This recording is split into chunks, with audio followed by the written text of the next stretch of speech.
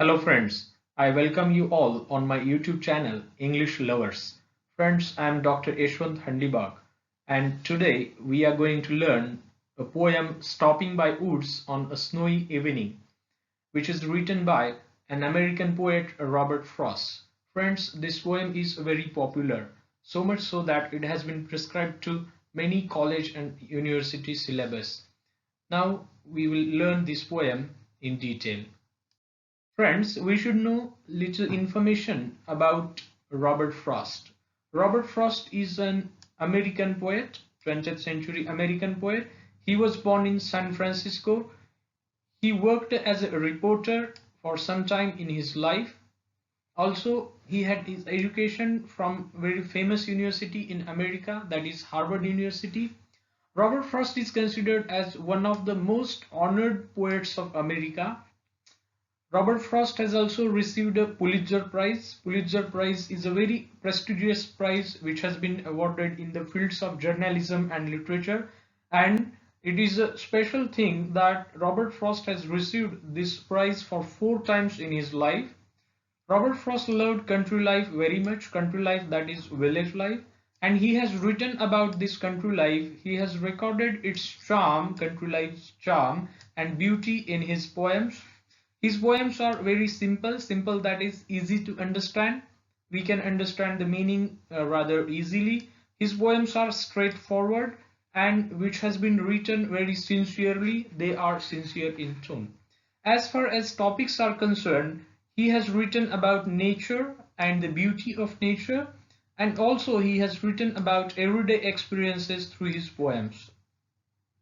His famous poems are Mending Wall, Birches, The Road Not Taken, and the present poem that we are going to learn, that is Stopping by Woods on a Snowy Evening, which was published in the year 1922. Friends, let us begin this poem. There is a text of this poem in front of you, so we will read the poem and we'll try to understand the meaning of the poem. What does the poet exactly want to convey through this poem? We will try to know.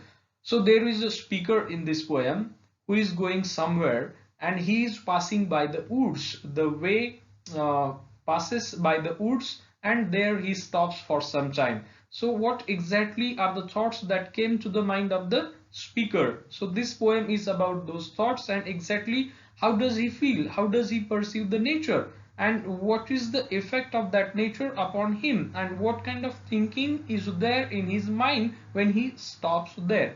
So here we will read the poem and we'll try to understand. So you remember that there is a speaker and that speaker is going somewhere, who is riding on a horse, and the road passes by the woods. Woods, that is forest. In the very first line this word is there. So the road passes by the woods, by the forest, and the speaker says that he knows whose woods are these. He knows the owner of these woods, and even the owner would not come to know that some man has been passing by there and who has stopped there.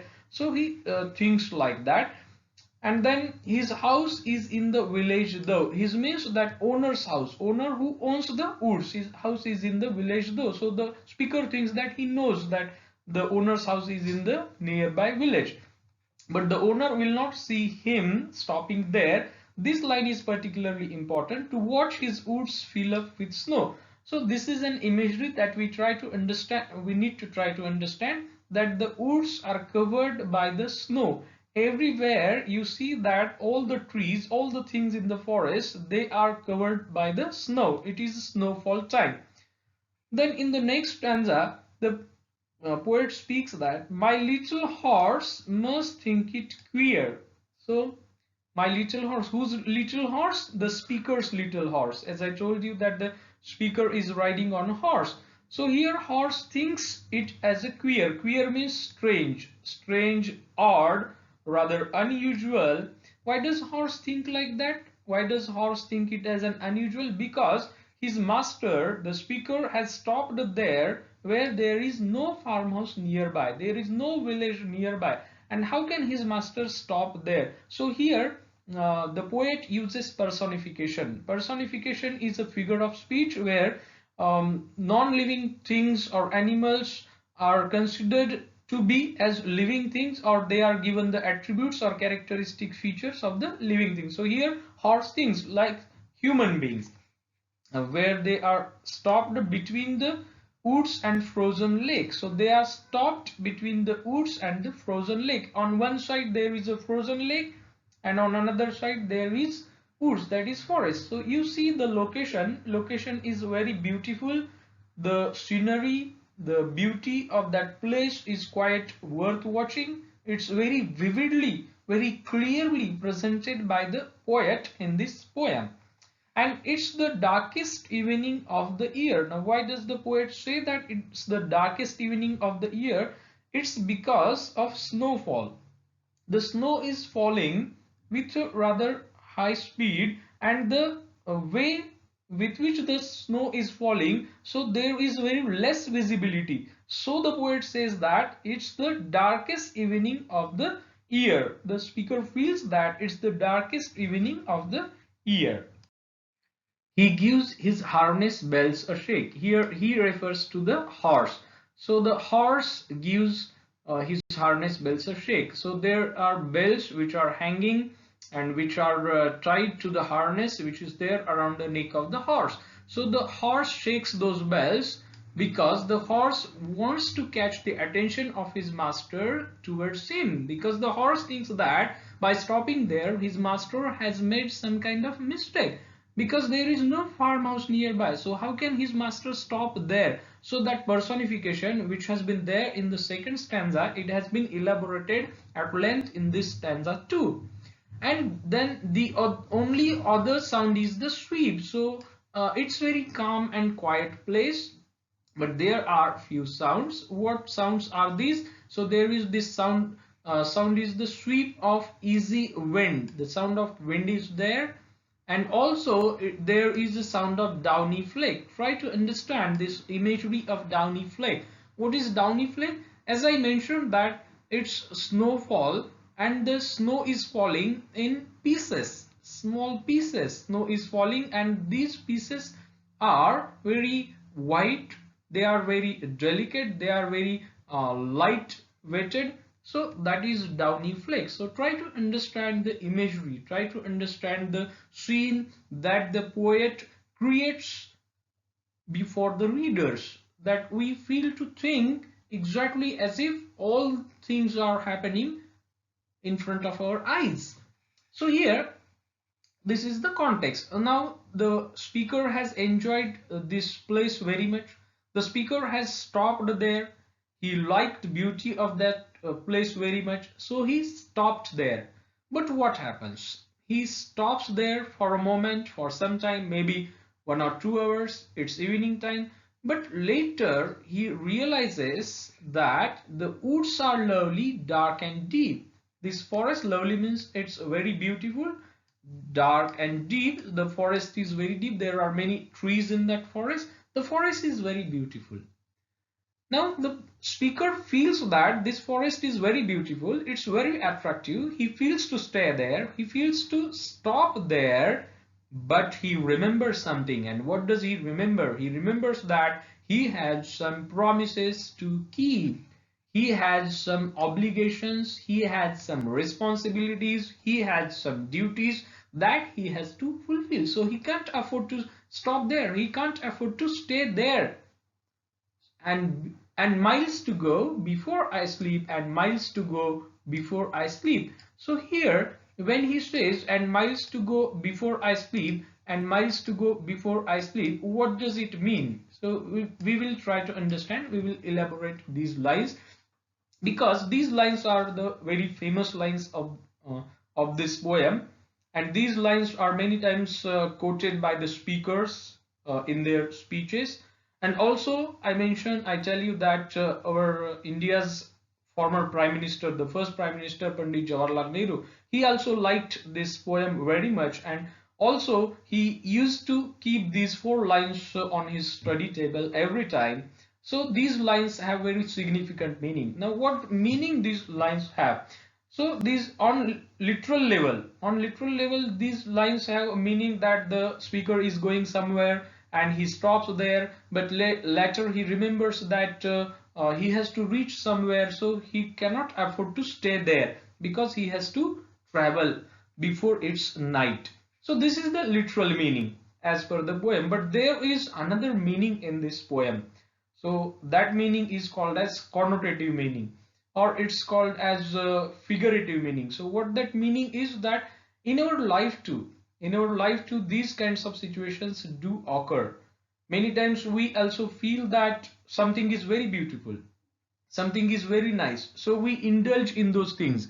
We forget that there is some goal, some target that we have set for ourselves, but rather fulfilling that goal, rather working hard for that goal, we indulge in those beautiful things, in those attractive things, and somewhere we forget our goal. So we should not do these things. So this poem always, or these particular four lines always remind the readers that we should follow our goal, rather not paying attention to those attractions, or rather attractions should not hinder our progress towards our goal. So this is the connotative meaning of these lines. So friends, we'll try to analyze the poem from different points of view. So here the first is setting. So what's the setting? So setting is the time and the place that has been referred to in the poem.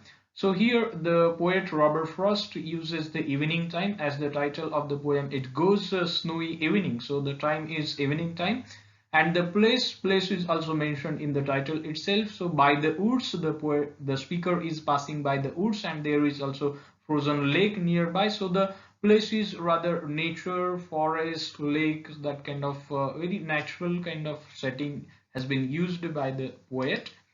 Then the person. Now what's the person? So here there is a speaker in the poem, and the speaker shares his experience with us. What thoughts that come in the mind of the speaker that have been shared with us. So here the first person point of view has been used by the poet.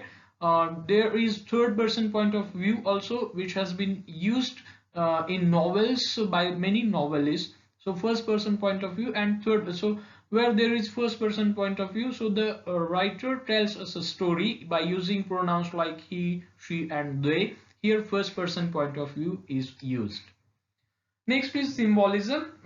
I mentioned what the symbolism is, or the meaning of the last four lines in the last stanza. So these lines are symbolic. Symbolic means there is no literal meaning, or there is literal meaning and there is another meaning in those lines. So that is called as symbolical meaning. So the last four lines are very symbolic. They have literal as well as symbolic meaning.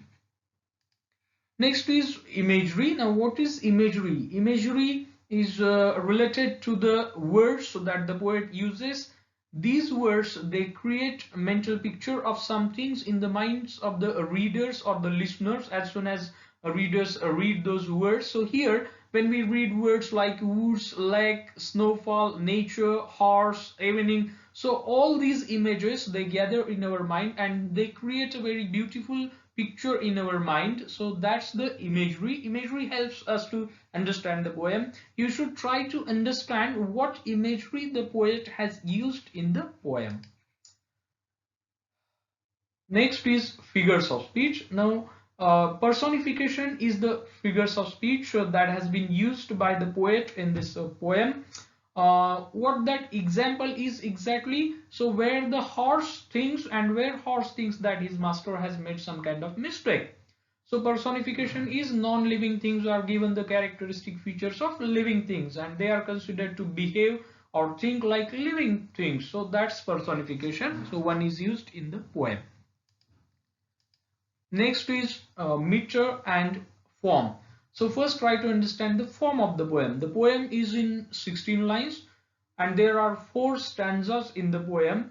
Each stanza has 4 lines. Quatrain is 4-line stanza. You can also call it as a rubaiyat. So rubaiyat is a traditional Persian verse form, the poetic form, and also the rubaiyat rhymes the same as this poem rhymes. Now the meter is a kind of form that the poet uses for writing poetry. So here iambic tetrameter has been used by Robert Frost in this poem. Iamb means one unstressed syllable followed by stressed syllable. So when there are 4 iambs, the line is called iambic tetrameter. So when there are 5 iambs, the line is called iambic pentameter. Most of the poets in English literature have used iambic tetrameter lines in their poems. Next, we will see a rhyme scheme of this poem.